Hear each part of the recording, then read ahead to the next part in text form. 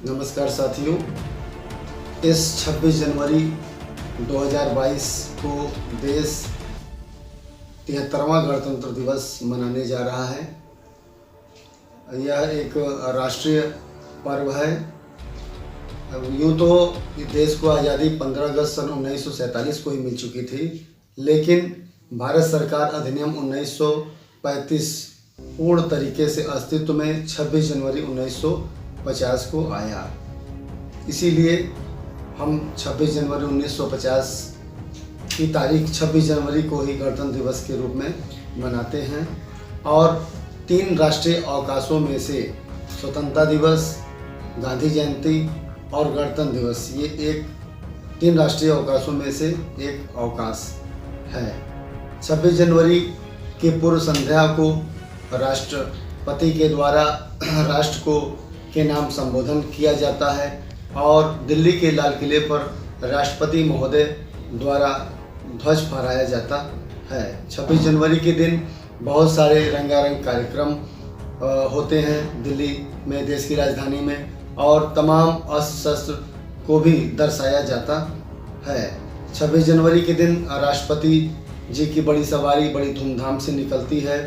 26 जनवरी का यह त्यौहार हमारे देश में मनाया जाता है और देश विदेश से इस त्यौहार में शामिल होने के लिए तमाम लोग आते हैं।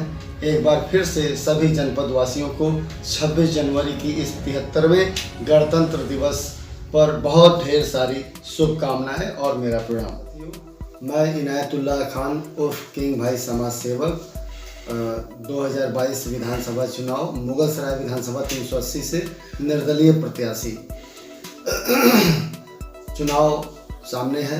मार्च में 7 मार्च को वोटिंग है और सभी दल अपने अपने तरीके से वोटर्स को लुभाने में लगे हुए हैं। उसमें मैं भी एक निर्दल प्रत्याशी के तौर पर चुनाव लड़ रहा हूं और मेरे हिसाब से जो समस्याएं हैं क्षेत्र में, वो गांव, गरीब, किसान, दलित, शोषित, वंचित, महिला, किसान, युवा, सबकी समस्याएं हैं। बढ़ती हुई महंगाई, गिरती हुई अर्थव्यवस्था और बेरोजगारी अपने चरम पर पहुंच गई है। इन सब मुद्दों पर काम करने के इरादे से राजनीति में आया हूं।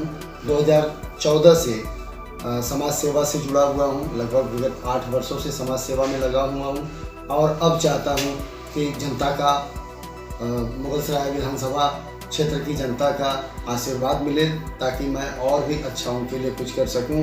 हमारे मुगलसराय विधानसभा की तमाम समस्याएं हैं, जैसे गंदगी और प्रदूषण फैलाती नगर पंचायतें और नगर पालिकाएँ, और चंदौली जिले के रेलवे व नदियों पर बनने वाले पुल और ओवरब्रिज जो काफ़ी धीमी गति से कार्यमान हैं, उस पर काम होना चाहिए। बिना बस स्टैंड के वाहन चलाने की जो परंपरा है, वो उसमें सुधार होना चाहिए। चंदौली ज़िले में चंदासी कोयला मंडी, जिसका जो विश्व स्तर की कोयला मंडियों में से एक है, यहाँ काफ़ी गंदगी रहती है, यहाँ से गुजरना दूभर है। यहाँ साफ़ सफाई को लेकर भी कार्य होना चाहिए।